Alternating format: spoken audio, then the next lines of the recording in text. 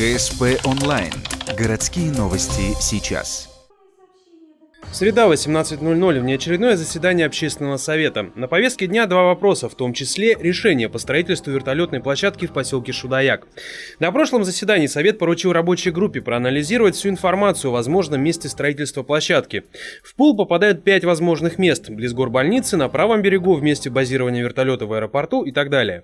Рабочая группа исследовала места по разным критериям, в том числе сложность строительства, земельные вопросы, наличие необходимой документации. В итоге участникам Совета предложили голосовать за следующие выводы. Общественный совет категорически против строительства вертолетной площадки у стен городской больницы.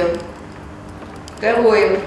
Рекомендовать рассмотреть правительству Республики Коми и Министерству здравоохранения рассмотреть размещение двух вариантов в аэропорту и на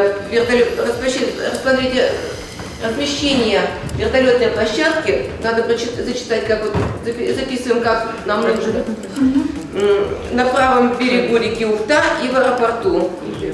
Или в аэропорту.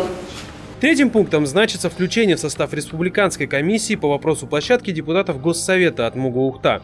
Совет представленные доводы одобрил. Это означает, что прошлое решение Совета об одобрении строительства рядом с горбольницей на месте Бора теперь изменено на противоположное. Второй вопрос повестки – разработка и распространение нравственного кодекса ухтинца. Список этических установок уже есть, оформлен в виде небольшой памятки. Совет редакторов ухтинских СМИ предложил вынести эту идею на обсуждение среди горожан. Общественный совет идею одобрил.